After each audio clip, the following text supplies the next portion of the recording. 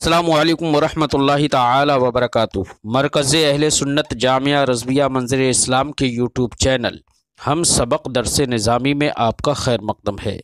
प्यारे बच्चों, जिन्होंने अब तक हमारे चैनल को सब्सक्राइब नहीं किया है वो ज़रूर सब्सक्राइब कर लें और बेल आइकन यानी घंटी भी बजा दें ताकि हर वीडियो की नोटिफिकेशन इत्तला अपलोड करते ही आप तक पहुंच जाए। और अपने साथियों से भी शेयर करना ना भूलें ताकि उनको भी फ़ायदा हासिल करने का मौका मिले।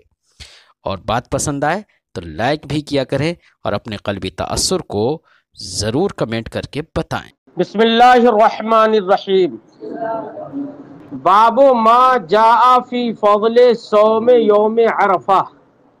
ये बाब है उन रिवायतों से मुताल्लिक़ जो यौम अरफा के रोज़े की फजीलत के सिलसिले में आई है। यौम अरफा नवी तारीख को कहते हैं, ज़िलहिज्जा की नवी तारीख को जो यौम अरफा कहा जाता है। बाज़ लोगों ने तो ये भी बयान किया है कि हज़रत आदम अलैहिस्सलातु वस्सलाम और हज़रत हव्वा की मुलाकात मैदान अरफात में हुई उस तारीख में, तो उस जिस जगह में मुलाकात हुई उसको मैदान अरफात कह दिया गया, जिस तारीख में हुई उसको यौम अरफा कह दिया गया। ये बात जो है वो मैंने लिखी हुई नहीं देखी है लेकिन लोगों से सुनी है। लेकिन उस आयत करीमा की तफसीर जिसमें यह है कि हज़रत इब्राहीम अलैहिस्सलातु वस्सलाम ने हज़रत इस्माईल ज़बीहुल्लाह को फरमाया था, क़ाल या बुनय्या इन्नी अरा फिल मनामी अन्नी अज़बहुका फंजुर माज़ा तरा। हज़रत इब्राहीम अलैहिस्सलाम ने कहा कि ऐ मेरे बेटे, मैं ख्वाब में देख रहा हूँ कि मैं तुझे ज़बह कर रहा हूँ। फंजुर माज़ा तरा, तो अपना ख्याल बताओ कि तो तुम गौर करो कि तुम्हारा क्या ख्याल है, तुम्हारा क्या नज़रिया है इस सिलसिले में। उस आयत करीमा की तफसीर में मुफस्सिरीन किराम ने ये कहा कि हज़रत इब्राहीम खलीलुल्लाह ने 3 बार ख्वाब देखा। पहली बार ख्वाब देखा 8 तारीख में, और ख्वाब में आपने ज़बह करते हुए देखा। तो अगरचे बहुत सारे लोगों से ये भी सुना कि आपने सुबह में उठकर 100 ऊँट ज़बह कर दिए, लेकिन तफसीरों में मैंने ये भी नहीं देखा। तफसीर में ये है कि हज़रत इब्राहीम खलीलुल्लाह पहले दिन ख्वाब के बाद जब बेदार हुए तो आपको यही समझ में नहीं आया कि ये ख्वाब अल्लाह की जानिब से या शैतान की जानिब से, तो आप इसमें मुतरद्दिद रहे पहले दिन। तो जिस दिन वो ख्वाब देखा, जिस दिन की रात में वो ख्वाब देखा, उसको यौम तरबिया कहा गया। फिर दूसरे दिन वही ख्वाब देखा तो आपने पहचान लिया, वहां पर मुफस्सिरीन किराम ने फरमाया अरफा अन्नहु मिनल्लाह, कि आपने दूसरे दिन ख्वाब में देखा तो आपने समझ लिया कि ये ख्वाब अल्लाह की जानिब ही से है। आपने उस दिन, आपको इस बात की मार्फत हासिल हो गई, इसलिए उस दिन को यौम अरफा कहा जाता है। ये तफसीरों में मौजूद है। और फिर तीसरे दिन आपको इस बात का यकीन हो गया कि अल्लाह अपने खलील से खुल्लत का इम्तिहान ले रहा है। खुल्लत कहते ही इस बात को है कि खलील की मोहब्बत खालिस होना चाहिए। जिसने खलील बनाया, मुहिब और महबूब के माबैन खालिस मोहब्बत का नाम है खुल्लत, उसी से खलील बना है। तो आपने ये जान लिया कि अल्लाह ने मुझे बेटा दिया है, बेटे की मोहब्बत भी मेरे दिल में है। तो इस ख्वाब से अल्लाह रब्बुल इज्जत माने खुल्लत के दरमियान इम्तियाज करवाना चाहता है कि बेटे की मोहब्बत गालिब है यहाँ, या मुहिब की मोहब्बत यहाँ गालिब है। तो आपने उस खुल्लत का इजहार किया और अपने बेटे की मोहब्बत जो कि दिल में थी उस पर अपने मुहिब अल्लाह रब्बुल इज्जत की मोहब्बत को खालिस करार दिया और कहा कि खलील ये होता है जो अल्लाह की मोहब्बत में अपने बेटे की मोहब्बत को छोड़ दे।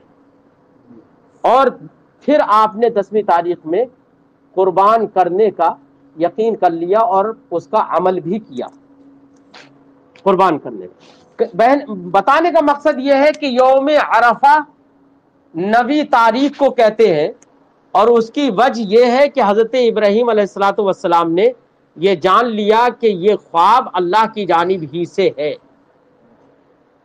تو اس لیے اس کو یوم عرفہ کہا جاتا ہے۔ یوم عرفہ کی ظاہر بات ہے اس کو بھی ہے کہ نبی سے، نبی کے خواب سے اور نبی کی معرفت سے اس کو ایک نسبت حاصل ہے، اور اس نسبت کی بنا پر اس کو فضیلت حاصل ہوئی ہے، ٹھیک ہے، اس نسبت کی بنا پر اسے فضیلت حاصل ہوئی۔ اور حدیث پاک میں یوم عرفہ کو ایک افضل دن قرار دیا گیا، لہذا جس کو فضیلت حاصل ہو کسی نبی سے یا کسی باعظمت شخصیت سے، تو ایسے دن اور ایسی جگہ کو جب نسبت حاصل ہو جاتی ہے تو وہ با برکت اور با فضیلت ہو جاتی ہے، تو اس سے بھی اخذ برکت کرنا چاہیے۔ اس لیے یوم عرفہ کی احادیث طیبہ میں فضیلت واقع ہوئی، اور اس میں روزہ رکھنے کا حکم ہوا کہ اس میں روزہ رکھیں، کیونکہ باعظمت دنوں میں روزے رکھنا چاہیے، لہذا یوم عرفہ کو روزہ رکھنا چاہیے۔ اور جب یوم عرفہ کو روزہ رکھنا چاہیے تو اب ایسی صورت میں یوم عرفہ کو تو روزہ رکھا گیا، لیکن اس سے پہلے بھی ایک دن پہلے بھی روزہ رکھ لیں، تاکہ ما قبل کی روایتوں سے جو معلوم ہوا کہ ایک روزہ صرف نہ رکھے، اس سے پہلے بھی روزہ رکھے اور اس کے بعد بھی یوم عرفہ کو بھی روزہ رکھے۔ لیکن یوم نحر کو، جس دن آپ نے قربانی کرنے کا عمل کیا، جس کو یوم نحر کہتے ہیں، یوم نحر کو روزہ نہیں رکھنا چاہیے، ورنہ تو یہاں پر تو تقاضا یہی ہے کہ اس کا بھی روزہ رکھنا چاہیے کیونکہ اس کو بھی نسبت ہے، لیکن وہاں پر روزہ رکھنے کی ممانعت اس لیے ہے کہ حدیث پاک میں ہے، نبی کریم نے ارشاد فرمایا کہ عید کے دن یا قربانی کے دن یا عید کے دن مسلمان اللہ کے مہمان ہوتے ہیں۔ کیا ہوتے ہیں؟ اللہ کے مہمان ہوتے ہیں، تو اس دن اللہ رب العزت اپنے بندوں کی ضیافت فرماتا ہے۔ اب اگر ضیافت کا تقاضا یہ ہے کہ آپ کھائیں پیئیں، اور اس دن گوشت کے ذریعے سے اللہ نے ضیافت فرمائی کیونکہ وہ سید الطعام کہلاتا ہے، تو حدیث پاک کا مفہوم یہ ہے، تو وہاں پر اللہ کی جانب سے ضیافت ہوتی ہے، تو ضیافت کا تقاضا یہ ہے کہ آپ کھائیں اور پیئیں، اور روزے کا تقاضا یہ ہے کہ آپ نہ کھائیں نہ پیئیں، تو یہاں پر تناقض ہوگا دونوں چیزوں میں۔ اس لیے ضیافت کے پیش نظر، چونکہ وہاں پر نبی کے عمل سے اس دن کو فضیلت حاصل ہوئی، اس کو عظمت حاصل ہوئی، اس کی بنا پر نفلاً روزہ رکھنا چاہیے، تو روزہ تو نفلی ہے، یاد رکھیے، لیکن ضیافت من جانب اللہ ہے وہ، اس لیے اس پر عمل واجب ہے۔ کیا ہے؟ اس پر عمل واجب ہے، اور ایک واجب کو چھوڑ کر ایک نفل ادا نہیں کیا جا سکتا، اس لیے ہمارے فقہاء نے فرمایا قربانی کے دن روزہ نہیں رکھا جا سکتا ہے، ورنہ تو ضیافت سے اعراض لازم آئے گا، اور ضیافت سے اعراض یہ باعث گناہ ہے، اس لیے ہمارے فقہاء نے فرمایا کہ قربانی کے دن روزہ نہیں رکھا جائے گا، ٹھیک ہے۔ بہرحال یوم عرفہ کی گفتگو چل رہی تھی کہ یوم عرفہ کو فضیلت حاصل ہے، کیوں فضیلت حاصل ہوئی اس پر ہم نے گفتگو کی۔ اس کے دن یوم عرفہ کو روزہ رکھنا چاہیے، اس کے تعلق سے حدیث میں حدیث آئی ہے، امام ترمذی اسی کو یہاں ذکر کرتے ہیں، فرماتے ہیں باب ما جاء فی فضل صوم یوم عرفہ، یوم عرفہ کو روزہ رکھنے کی فضیلت کے سلسلے میں جو روایتیں آئی ہیں ان کے بیان میں۔ حدثنا قتیبۃ و احمد بن عبدہ الضبی، ہم سے حدیث بیان کی قتیبہ نے، احمد ابن عبدہ غبی نے، دونوں نے کہا حدثنا حماد بن زید، ہم سے حدیث بیان کی حماد ابن زید نے، وہ روایت کرتے ہیں عن غیلان سے، غیلان ابن جریر سے، وہ روایت کرتے ہیں عبداللہ ابن معبد الزمانی سے، عن ابی قتادہ، وہ روایت کرتے ہیں ابو قتادہ سے، ان النبی صلی اللہ علیہ وسلم قال، رسول کریم صلی اللہ علیہ وسلم نے इरशाद फरमाया सियाम यौम अरफत इन्नी अहतसिबु अला अन युकफ़्फ़रा या अन युकफ़्फ़िरा, मारूफ भी पढ़ना चाहें तो पढ़ ले, ज़मीर लौट जाएगी अल्लाह की जानिब, क्योंकि मारूफ है, माहूद फिर ज़हन है, इसलिए ज़मीर लौटाने में भी कोई हरज नहीं है। नबी करीम ने फरमाया सियाम यौम अरफा, यौम अरफा का रोजा रखना। सियाम सोम की जमा नहीं है, ये मसदर है। यौम अरफा का रोजा रखना, सरकार फरमाते इन्नी अहतसिबु, मेरा यकीन है, अला इस बात पर, अन युकफ़्फ़रा अस्सनतल्लती बादा, कि गुनाहों को बख्श दिया जाएगा, उस साल के गुनाहों को बख्श दिया जाएगा जो साल उसके बाद आए। वस्सना अल्लती क़ब्ला, और उन गुनाहों को भी बख्श दिया जाएगा, ए ज़म्बस सना मुज़ाफ महज़ूफ, उस साल के गुनाहों को भी बख्श दिया जाएगा जो साल उससे पहले गुजर गया। यानी यौम अरफा को रोजा रख लिया तो उससे पहले साल के गुनाह और उसके बाद के साल के गुनाह बख्श दिए जाएंगे, ये तो मजहूल होने की सूरत में। मारूफ पढ़ना चाहे तो ये कि अल्लाह रब्बुल इज्जत उससे पहले साल के गुनाह और उसके बाद के साल के गुनाह को बख्श देगा। और एक ये कि मारूफ अगर पढ़े तो जमीर अल्लाह की तरफ ना लौटाएं बल्कि श्याम की तरफ जमीर लौटा दे। किसकी तरफ? कि यौम अरफा को रोजा रखना, सरकार फरमाते ये उससे पहले साल के गुनाह और बाद वाले साल के गुनाहों को माफ कर देता है, मिटा देता है। तो जमीर किसकी तरफ लौट गई? श्याम की जानिब। ठीक है, इसमें तो कोई एतराज ही की बात नहीं है। तो माँ कब्ल के माँ बाद के गुनाहों को माफ कर देता है एक दिन का रोजा रखना। क्या यहां पर गुनाहों से मुराद गुनाह सगीरा है या गुनाह कबीरा? ये मसला एक जरूर सामने आएगा कि कौन से गुनाहों को माफ कर देता है। तो याद रखिए, बहुत सारे लोगों ने गुनाह सगीरा की सराहत की है कि अल्लाह रब्बुल इज्जत गुनाह सगीरा को माफ फरमा देता है, लेकिन हमारे मुहक्किकीन की जो तहकीकात हैं और जो अकायदे अहले सुन्नत और जो मामूलाते अहले सुन्नत हैं, अकायदे अहले सुन्नत हैं और अहले सुन्नत के वज़ा किए हुए जो उसूल हैं, उन उसूल की रोशनी में अगर हम गौर करें तो हमें ये मालूम होगा कि यहाँ पर गुनाह सगीरा की कैद लगा देना ये सही नहीं है। गुनाह कबीरा भी अल्लाह माफ करना चाहे तो माफ करेगा, क्योंकि अकायदे अहले सुन्नत से यही है कि बंदा गुनाह कबीरा करने वाला बंदा भी अगर बगैर तौबा के भी मर गया तो ऐसी सूरत में भी अगर अल्लाह चाहे तो उसे माफ फरमा दे। ये है ना, जबकि मुतज़िला का अकीदा यह है कि गुनाह कबीरा करने वाला बगैर तौबा के अगर मर गया तो वो उसके अल्लाह रब्बुल इज्जत उसे माफ नहीं फरमाएगा और वो जहन्नम में रहेगा हमेशा। ये मुतज़िला के अकायद से है। हमारे नजरिया से हमारा नजरिया ये है कि इन्नल्लाह ला यग़फ़िरु अन युश्रका बिही व यग़फ़िरु मा दूना ज़ालिका लिमन यशा। अल्लाह रब्बुल इज्जत कुफ्र व शिर्क को नहीं बख्शेगा और कुफ्र व शिर्क के मासिवा में क्या क्या है? गुनाह सगीरा भी, गुनाह कबीरा भी, सभी है ना। उनके मासिवा को जिसके लिए चाहेगा उसके लिए बख्श देगा।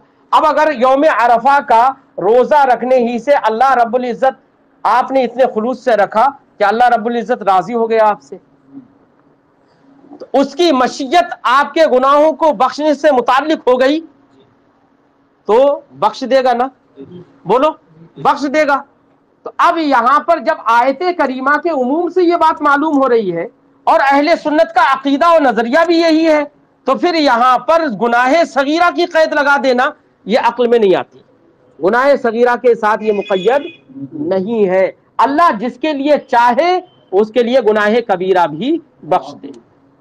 ठीक है, इसलिए یہاں پر اگرچہ میں نے پڑھا ہے بہت سارے لوگوں نے گناہ صغیرہ کی قید لگائی ہے، لیکن اصول اہل سنت اور عقائد اہل سنت کے پیش نظر اور ان کی روشنی میں ہم دیکھیں تو یہ قید لگانا صحیح نہیں ہے۔ ہاں یہاں پر ایک قید ضرور لگانا چاہیے، وہ قید یہ لگانا چاہیے کہ گناہ دو طریقے کے ہوتے ہیں۔ کچھ گناہ وہ ہوتے ہیں جو اللہ کے حقوق کی پامالی کی بنا پر ہوتے ہیں، اور کچھ گناہ وہ ہوتے ہیں جو بندوں کے حقوق کی پامالی کی بنا پر ہوتے ہیں۔ بندوں کا مال ہڑپ کر گئے تو بیٹا حقوق العباد جو ہیں وہ اللہ رب العزت ان گناہوں کو جو حقوق العباد سے متعلق ہیں ان کو تبھی معاف کرے گا جبکہ وہ بندہ بھی معاف کر دے۔ تو یہ یاد رکھیے کہ یہاں پر یہ قید ضرور ہو کہ حقوق اللہ سے متعلق جو گناہ ہیں وہ تو اللہ رب العزت چاہے گا تو معاف فرما دے اور نہیں چاہے گا تو۔ اب اس سے ایک بات یہ بھی سمجھ میں آئی کہ حدیث پاک میں یہ فرمایا گیا کہ گناہ وہ یوم عرفہ کا روزہ رکھنے سے ما قبل کے اور ما بعد کے گناہ معاف ہو جاتے ہیں، یہ سمجھ میں آیا۔ اور آیت کریمہ سے یہ سمجھ میں آیا کہ مشیت پر معلق ہیں، یہ سمجھے نہیں؟ اور آیت کریمہ جو ہے وہ قطعی الثبوت ہے اور اس معنی میں قطعی الدلالت بھی ہے، وہ دلیل قطعی ہے۔ اس لیے آیت کریمہ کی بنا پر اس حدیث کو ہم مشیت سے بھی معلق کریں اور مشیت سے مقید کریں، یہ بھی ضروری ہے کہ اگر اللہ چاہے گا تو معاف فرما دے گا، ورنہ یہ ضمانت نہیں ہے کہ اگر کسی نے یوم عرفہ کا روزہ رکھ لیا تو وہ معاف ہی کر دے، یہ ضمانت نہیں ہے اس بات کی، کیونکہ آیت کریمہ میں لمن یشاء فرمایا گیا ہے، اس لیے مشیت سے ضرور مقید ہو گئی۔ یہ دو قیدیں ضرور بڑھانا پڑیں گی، ایک حقوق العباد سے متعلق نہ ہو گناہ، اور دوسرا اللہ کی مشیت پر معلق ہے، اگر نہ چاہے تو وہ گناہ صغیرہ کو بھی نہ بخشے، سمجھے نہیں؟ اسی لیے فرمایا گیا کہ آخرت میں گناہ صغیرہ بھی جو ہوں گے، چھوٹے چھوٹے گناہ جس کو ہم گناہ بھی نہیں سمجھتے، ان کے بارے میں بھی آدمی دیکھ کر دنگ رہ جائے گا اور کہے گا ما لہذا الکتاب لا یغادر صغیرۃ ولا کبیرہ، اس کتاب کو کیا ہوا، نامہ اعمال کو کیا ہوا، یہ نہ چھوٹے، اس نے تو نہ چھوٹے چھوڑے نہ بڑے چھوڑے، سارے گناہوں کو اس نے محفوظ کر لیا ہے، سمجھے نہیں؟ تو مشیت الہی اگر نہ ہو تو گناہ صغیرہ کو بھی وہ نہ چھوڑے، اس پر بھی حساب لے لے، ٹھیک ہے؟ اس لیے حدیث پاک کو کچھ قیود سے مقید کرنے کی ضرورت ہے، اور جس سے لوگوں نے مقید کیا ہے اس قید سے مقید کرنے کی ضرورت نہیں ہے۔ چلیے خیر آگے پڑھتے ہیں۔ وفی الباب عن ابی سعید، اس باب میں ابو سعید سے بھی روایت ہے۔ قال ابو عیسیٰ، امام ترمذی فرماتے ہیں حدیث ابی قتادہ حدیث حسن، ابو قتادہ کی جو حدیث ہم نے ذکر کی وہ حدیث حسن ہے۔ وقد استحب اہل العلم صیام یوم عرفہ الا بعرفہ، کہ اہل علم نے مستحب قرار دیا ہے یوم عرفہ کا روزہ رکھنا، الا بعرفہ، مگر میدان عرفات میں، میدان عرفات میں روزہ نہیں رکھے گا، یہی تو مطلب ہوا نا۔ دیکھیے اس سلسلے میں ہمارے ائمہ کا قول یہ ہے کہ بھئی میدان عرفات میں جب ٹھہرے گا، یوم عرفہ کا روزہ رکھنا بیٹا یہ ہے نفلی، یاد رکھیے نفلی روزہ ہے، یہ واجبی نہیں ہے، اور میدان عرفات میں حاجی کا ٹھہرنا یہ فرض ہے، یہ واجب ہے، یہ لازمی ہے امر، ٹھیک ہے؟ اب اگر کوئی نفلی روزہ رکھنے کی بنا پر اسے اتنی کمزوری ہو گئی کہ وہ اس واجب کو ادا نہیں کر پا رہا ہے تو ترک واجب لازم آ جائے گا۔ اس لیے ہمارے فقہا نے فرمایا کہ جو آدمی اس بات کی استطاعت نہیں رکھتا ہے کہ میدان عرفات میں ٹھہرے اور وہاں کی دھوپ، وہاں کی شدت کے پیش نظر وہ عرفات میں ٹھہرنا اس کے لیے مشکل ہو جائے، وہ وہاں پر نہ پہنچ پائے، ٹھہر نہیں پائے، وہاں پر رکن حج ادا نہ کر سکے، تو ایسے آدمی کے لیے ممنوع ہے یوم عرفہ کا روزہ رکھنا۔ اور جس کے اندر استطاعت ہو اتنی کہ میدان عرفات میں ٹھہرے گا دھوپ اور کڑی دھوپ کھلے آسمان کے نیچے شدت کے عالم میں، وہ روزہ رکھنے کے ساتھ بھی رکن حج ادا کر لے گا. جسے یہ اتنا یقین ہے تو وہ روزہ رکھنا چاہے تو وہ روزہ رکھ سکتا ہے. اگر جس کو یقین نہ ہو تو وہ روزہ نہ رکھے. ممانعت ایسے شخص کے لیے. وجہ اس کی سمجھ میں آ گئی، کیونکہ وہاں پر ٹھہرنا لازم و واجب ہے، وہاں پر رکن حج ادا کرنا واجب ہے، اور یہ روزہ رکھنا نفل ہے. اس نفل کی بنا پر اس میں کوتاہی نہیں آنا چاہیے. اسی لیے امام ترمذی نے کہا الا بعرفہ، مگر میدان عرفات میں ممانعت رہے گی اس شخص کے لیے جس کا ہم نے ذکر کیا. گھنٹی ہو گئی نا.